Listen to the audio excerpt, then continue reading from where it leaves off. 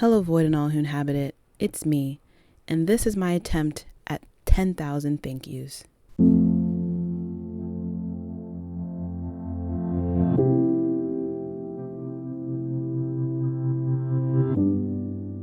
As soon as I reached this milestone, I wanted to make a video to celebrate, but life laughed at that idea, so here we are, 6 months after hitting 10K with something to mark the occasion. I'm often yapping about media I don't like or major issues I'm seeing in the stuff I do like, but I wanted to switch it up and give y'all a list of movies I've found impactful over the past few years. More specifically, this is a list of Black films. For the sake of this list, I'm considering any piece of media where both the principal characters and the writer or director are Black as a quote-unquote Black film. Representation in front and behind the camera matters here. I'm in the middle of editing and realized I forgot to mention 2 things. 1, Happy Pride. 2, please check out the Black Film Archive. This website is a living register of historically and culturally significant films made between 1898 and 1999. Maya Cade is the curator of the Black Film Archive, and she created this site with the intention of hosting the logline and a link where you can watch. It's a work in progress, but there's a lot of great films there, particularly films that are difficult to find. I also tried to pick films that I feel like might not be as well known, but honestly, this is just I've liked that you might like too. I'm gonna try not to spoil too much of any of the media on this list, but work with me here as I give brief summaries. Lastly, this was initially only going to be 10 films split into 2 categories, but I got a little ahead of myself, so now there's 5 categories. However, we're sticking with the premise for the first 40% of this list, starting with Seminal Texts. These lists are in no particular order, but these are films that I feel like are really impactful to how I look at media that I want to create, not just media that I want to ingest. First up on the list is technically 2 films, but I'm counting it as 1. I'm Gonna Get You Sucka / Don't Be a Menace to South Central While Drinking Your Juice in the Hood. Are y'all watching the Wayans? Has that recipe been lost? I think watching the Wayans family in their prime is crucial as a Black person interested in comedy. Not because this comedic style is still popular, but because of the influence of this family that maybe we don't talk about as much as someone like Richard Pryor, and also because these 2 films specifically, and the show In Living Color at times, are great examples of someone truly understanding a form of media before parroting it. And I think that's such a lost art form. From all of the times that I complain about satire, I don't know if that's apparent yet, I think too much of satire, parody, whatever, is in the let's just mock people instead of like, let's actually look at how these stories are made and kind of make a critique about them that we can laugh about. And I think I'm Gonna Get You Sucka and Don't Be a Menace both do a good job of poking fun at repeating structures and tropes in a way that isn't dismissive, derogatory, diminutive of the genre they're poking fun at. I'm Gonna Get You Sucka paved the way, but I love Don't Be a Menace, and I watched that movie first, hence the combo listing. I do want to note that if you're going to watch anything on this list, that Don't Be a Menace was released in 1996, so it's offensive, babe. Not as bad as Booty Call, but not great. However, again, I think watching some of the Wayans family's stuff from when they're in their prime is really important to see, but I'm just keeping it a buck. On the opposite side of the spectrum, perhaps, is our second film, The Spook Who Sat by the Door, which is a 1973 film about a Black former CIA agent who organizes a guerrilla group. It took me way too long to learn about this film, but this shit right here, you need to watch it immediately. I talk about it in my video about revitalized Blaxploitation, but The Spook Who Sat by the Door was a revolutionary look at the civil rights movement and Black militancy. There is an article that describes it as a missing link between the work of Black filmmakers in the 1970s and the confrontational politics of filmmakers like Spike Lee. And that idea of being very explicit in message from this film specifically is something that continues to be so shocking despite the 50 years that has passed. And because of that impact of the way the message is presented, the This shit isn't sugar-coated, it's not diluted, it's very in your face. I'm gonna say this thing even if it makes you uncomfortable, and I love that. I think that's a form of media making that we don't see as much, particularly when it comes to media that is presenting more liberatory or revolutionary politic. The Spook Who Sat by the Door is giving everything it was supposed to have gave, and you need to watch it right now. It's free on YouTube, babe. Tap in. Next up, number 3 is Hollywood Shuffle, a 1987 film about a black man just trying to make it in Hollywood as an actor. Kind of metatextual, given that the film is critiquing Hollywood while also, being made in Hollywood. I think the structure is really cool. There are these breaks in the story to have these mini skits about different restrictions placed on black actors. My favorite one is the Black Actors Academy, where they talk about like the different tropes they will train you to play. I watched this around the time I saw American Fiction, and it was funny to realize that the conversation around the purpose/intention of black media is so cyclical. However, Hollywood Shuffle presents the concern with more nuance because this film is willing to, 1, critique the gatekeepers, and 2, recognize the restrictions for people who just want to work without judgment. Bobby Taylor, the protagonist, is split between a potential big role and his grandmother's disapproval of this role. But never does the story tell us that Bobby is less than, that he's somebody worth judging or looking at sideways because he wants the role in the first place. That decision in the narrative is probably aided by the fact that the film is semi-autobiographical for Robert Townsend, who acted in, co-wrote, and directed the film, but it's done well all the same. Despite it being an older film, it's doing something that newer films can't consider, which I think is also aided by the fact that it was an indie film. So yeah, it's made in Hollywood, but it's not restricted by like studio budget and studio notes. Anyway, it's great. It's funny. It's 90 minutes long, as all good movies should be. Also, there's a scene where Bobby says something about wanting to be the first black superhero, and I legitimately had to pause the movie because I started tearing up thinking about Robert Townsend in The Meteor Man and Up, Up, and Away. You can watch Hollywood Shuffle for free on Tubi or Pluto, dealer's choice. Number 4 on the list is Watermelon Woman, a 1996 film about a black lesbian trying to make a documentary about an actress from the 30s who was well known for playing the mammy stereotype. Lots of overlapping here with Hollywood Shuffle. It's another metatextual film, as this is about a filmmaker trying to make a film. But what I think is interesting about Watermelon Woman is that Cheryl Dune, both as the protagonist and the writer, director, editor of the film, presents a love letter to black actresses from early film history. Watermelon Woman has a critique of the institution of Hollywood from the perspective of someone who loves film and wants to honor the people who are working hard and not being rewarded or acknowledged for that hard work. There's also an interesting parallel love story going on that, without spoiling too much, I think really helped me as a young warthog and would be refreshing to other queer black people. Watermelon Woman is available for streaming on Max. Speaking of queerness, this takes us to the last selection for this section. Some not so quick context. My intro to queer film was Brokeback Mountain and A Girl Like Me, which is to say heartbreakingly tragic. As a young warthog, I was determined to find hopeful queer stories, which led me to finding But I'm a Cheerleader. And I loved that movie, but I felt a gap when it came to hopeful queer media about people of color, and more specifically, black people. Before finding Watermelon Woman, I found Moonlight and Rafiki. I'm again doing a 2-for-1 because I can, and because I think that both of these films, other than being beautifully shot, aren't blissful. These protagonists have rough moments, they have their lives upended or deeply shifted, but most crucially, most impactfully, these characters, these protagonists, they still end their stories alive and with the potential for reconnection at their fingertips. I love a silly, goofy time. Hello, look at the first film on this list. But I needed the affirmation that yes, even after going through some shit, you can and will come out the other side loved and whole. I also am the child of Kenyan immigrants, and I don't see a lot of Kenyan media, so the international interest that Rafiki got to me felt like a similar weight of that which Moonlight received. You can watch Moonlight on Max or Hulu, while Rafiki is available on Tubi.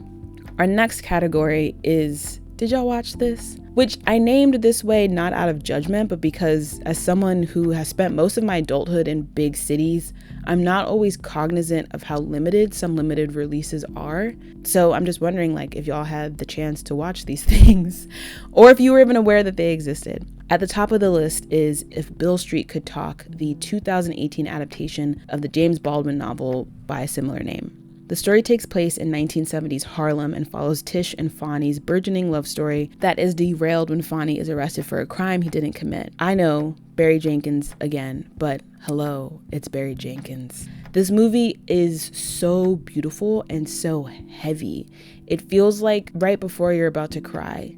Like the swelling of something sitting in your chest, or the tingle across your body when you get goosebumps.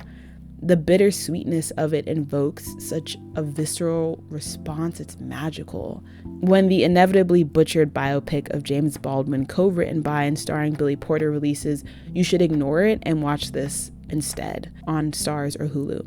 Next is Miss Juneteenth, a 2020 film about a single mother and former beauty queen preparing her daughter for the upcoming Miss Juneteenth pageant. First of all, you should take every opportunity you can to watch Nicole Beharie. What I found so beautiful about this film is the mother-daughter relationship at the center of it. To me, it feels like when you finally realize your mom was a whole person before you, and she carries all these hopes and dreams for you. And it's annoying as fuck. It's stressful. And when you are a teenager, you just don't want any of it. But there's a reason behind it all. She's just loving you the best way she knows how. And because she was a whole person before you, she struggles to do that without bias, but she has to learn you too. She can't put everything on you without recognizing your hopes and dreams and fears too. And at least in this film, the mom does recognize that by the end. But just carrying that emotional weight throughout it, I think was done so beautifully. It's a sweet watch, and you can check it out on Netflix or Canopy, which is a free service available with your library card. Our next film is Honk for Jesus, Save Your Soul. This is a feature-length adaptation of a short film about, quote, the First Lady and the pastor of a megachurch who attempt to reopen and rebuild their congregation following a major scandal. This film is haunting, like truly a dark comedy about devotion and planning a life you cannot deviate from, even when you should. Regina Hall is phenomenal in it. I want her in more things. I've wanted her in more things since I watched Scary Movie 2 at an age I shouldn't have been watching it at. This film had the church people so mad, girl. It's an excellent case of hit dogs hollering, actually. It's great, and you can watch it on Peacock, and you should, especially if you occasionally feel the phantom itching from those frilly socks you'd have to wear every Sunday. It might not be apparent in the films I've listed so far, but I really love genre films, especially sci-fi. However, more recently, I've been converted to enjoying horror films and rom-coms, which leads us to the final two choices. There are a lot of Black rom-coms from the early 2000s that I could name, but I'm going to have to go with the recent release of Rye Lane. This movie is so precious and really visually interesting. Some of the visual style reminds me of Intergalactic, which is another cute romance film, but one that doesn't meet all the criteria for this list. Anyway, Rye Lane is about two strangers who meet up after their respective recent breakups and spend the day together. It's a realistically chaotic love story of two Black Brits just trying to heal and move on. The end of this film is also really heartwarming, but reasonable. They don't get married after a week of knowing each other or like have these huge declarations of love, if that makes sense. It's just like, okay, we had this great interaction and we still like each other and we want to see where it's going. And I hope this isn't a spoiler, but like it feels real. And something about that makes it more satisfying, to me at least. Rye Lane is also funny in such an absurd way. I hate karaoke. It is my personal kryptonite. It literally makes me want to crawl up and die. But the scene of the two main characters rapping Shoop was a combination of the preciousness and the comedy that disarmed me. And I think that's award winning, at least in my book. You can watch this film on Hulu. As for horror, I'm also going to pick a more recent film, The Blackening, which is a 2023 release about 7 black friends on a weekend trip in the woods who suddenly find themselves up against a killer. I love a genre reflexive film. All of the marketing around this film and a major chunk of the story itself plays off of the trope that the black character in horror movies always dies first. But how does that work if they're all black? I know for sure I spoiled the big twist of this film in a previous video, but I will say here that The Blackening does a really good job of balancing the joke of the premise with some interesting examinations of blackness that makes it a horror comedy with real bite. The Blackening is available on Starz, and you might have been surprised to hear that Starz host 2 of the things on this list, but there's actually a third that I'll name in this rough transition to our first of 3 bonus lists, television. I'm a real TV kind of guy, so I had to touch on a couple of shows, but this was kind of hard because a lot of black showrunners had dramas, and I apparently don't watch those. And I wanted to pick more recent shows that you can watch right now or maybe help get back on the air. First up is P-Valley. To put it shamefully simply, this is a show about the lives of people working in a strip club in Mississippi. It's always refreshing to see the South written by people who love the South. It's refreshing to see communities that are often disparaged written by someone who cares in general. Katori Hall is doing a phenomenal job in this show, which is, fun fact, an adaptation of her own play. P-Valley is so wonderfully crafted, and it's like that from the jump, from the pilot. You've possibly seen the scene where Mercedes is dancing and the music drops out and we just hear her exerting energy to twerk on the ceiling. If you haven't seen that scene, I need you to pull up Starz right now and start watching. I believe they're in the middle of filming season 3, so you have time to catch up before new episodes drop. The next selection is Diarra from Detroit. Please watch this. It's on BET Plus, so yeah girl, another streaming service. But it's really worth watching this as legally as you can. As of when I recorded this, the first 2 episodes are also available on Freevee if you want to check it out before you commit to a new streaming service. Diarra from Detroit is a comedy drama mystery about a woman who refuses to believe she's been ghosted by her Tinder date. As someone who loved Veronica Mars, I'm impartial to a voiceover-infused story about a rogue investigator, but this show is also just really funny and has some really dope character development and is doing interesting things with the mystery genre. The first season just came out at the end of March, and if I haven't taken forever to put out this video, the show has 100% on Rotten Tomatoes. Again, you can watch it on BET Plus, or at the very least, hopefully, fingers crossed, still check out the first 2 episodes on Freevee. The next 3 shows are all comedy series that went too soon. First up is Southside. If you liked the first season of In Atlanta, you'd love Southside. It's similar in terms of being a show about these really ridiculous adventures that some guys just trying to get by get into. Southside is much more episodic, which is to say you can just drop in on any episode and it'll make sense once you know the characters. But again, it's about these 2 guys living in the south side of Chicago just trying to survive. At the very least, there's an episode about an Ottoman in season 2 that I need you to watch because it's hilarious and I love weirdly structured television. I believe the show is still available on the app formerly known as HBO Max. It was canceled after the 2nd season and I would love for it to get revived a la The Expanse. But again, for now, you can watch it on Max. Grand Crew is for all my sitcom people out there, especially the ones looking for a friend group comedy. This might help scratch that itch. The friend group is more skewed towards men than women, but from what I've seen, they've rounded out the main cast pretty well. It's unfortunately another victim of 2nd season cancellation, but you can watch Grand Crew on Peacock. And lastly is Noah's Ark. I almost didn't add this to the list, but then I realized folks might not know that Logo didn't always used to be a 24-hour RuPaul's Drag Race marathon. In the spirit of Seminal Texts, Noah's Ark was a comedy drama about 4 gay black friends living in LA in the early 2000s, which I'm sure was absolute dog shit in real life, but the show was legendary. Unfortunately, despite its popularity, the show was canceled after 2 seasons, just like Grand Crew and Southside. Also, oddly enough, each season of Noah's Ark is super short, We are currently used to 8-episode seasons, but that wasn't the norm in the early 2000s, even for cable TV. Anyway, you can enrich yourself with some queer Black media history by watching the series for free on Logo's website. An honorable mention before we get to the actual honorable mentions is the Vince Staples Show. I haven't seen it yet, I know, but it's already been renewed for season 2, and I think I would enjoy it. It's also maybe the best transition into our last 2 sections. The actual honorable mentions start with Coming to America. Like I mentioned, I'm the child of African immigrants. I think every child of African immigrants born after 1985 has seen this movie at least 4 times. Like, I have to put it on here somewhere. One of my earliest memories of watching any media was viewing the VHS copy of this film that my uncle had recorded off of TV. It is foundational in my understanding of film. However, it was written and directed by white men. I'm also not sure where you can stream this currently, unfortunately, as iconic as it is. The second film of this, by the way, trash, don't watch that.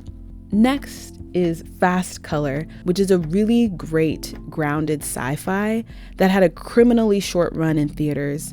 Although it's written and directed by white people and thus ineligible for the official list, I think Fast Color is a really interesting watch if you're interested in sci-fi and or superhero stuff. Or you just want to watch something different. I don't know, give it a shot. It's available to stream on Max and Stars. Third, are we still counting? Girl, the next one is Sella and the Spades. This film is about Black teens at an elite boarding school.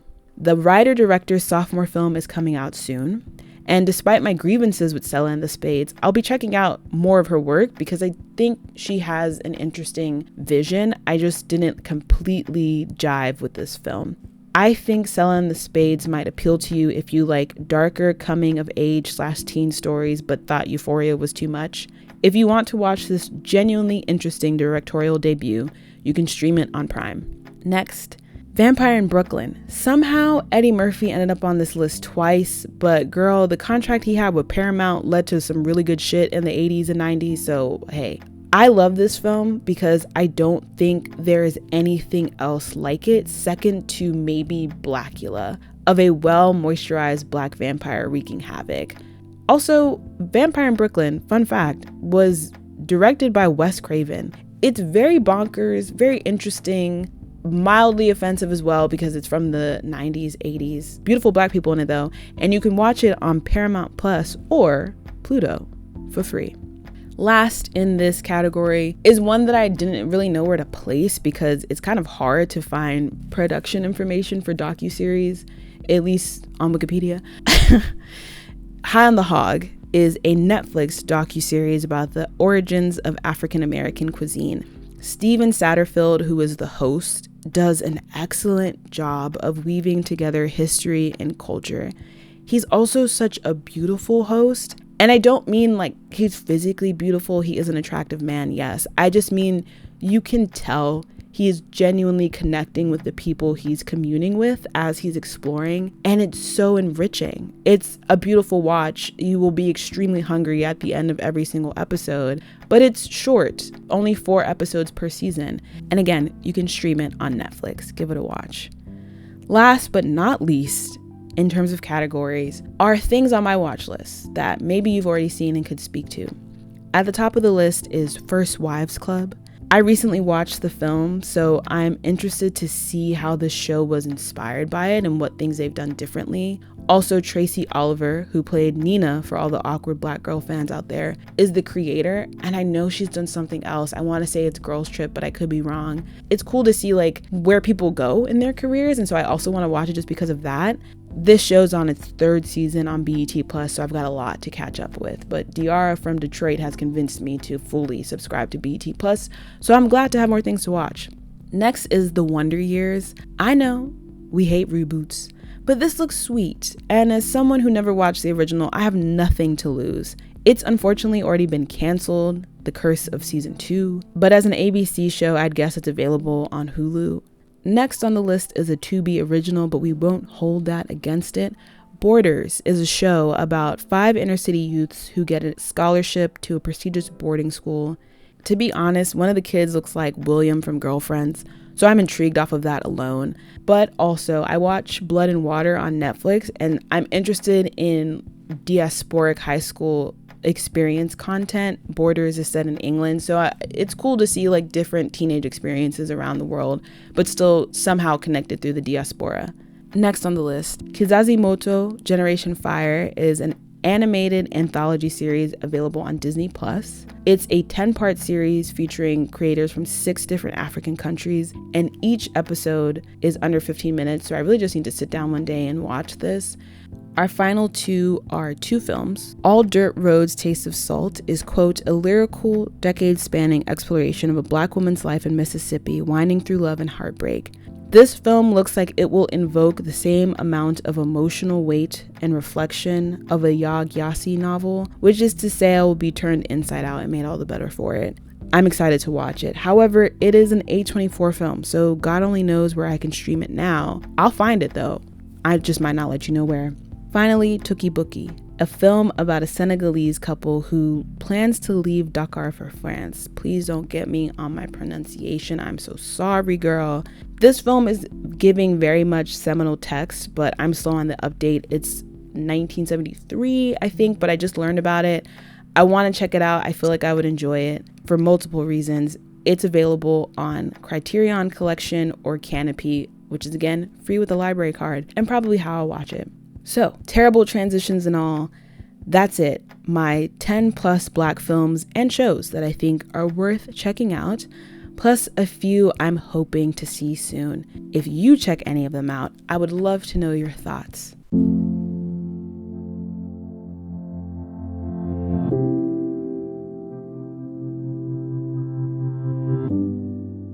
If you made it to the end, thank you for making it to the end. What's on your watch list? What have you been seeing recently? My brain is finally free from the restraints of academia, so I've been consuming content at a much more reasonable clip. In addition to the shows and films I just listed that I want to see, I'm trying to decide if I want to watch Interview with a Vampire live or wait for all of the episodes to come out and watch the newest season at my own pace, but I keep seeing stuff, so I feel like I just need to tap in. But yeah, girl, that's me. That's what I've been consuming and considering, both as someone who's enjoying film and hoping to make it as well. I got another video I need to write because I would like to put out 2 things this month. So until next time, stay safe. I'll catch you in the next echo chamber.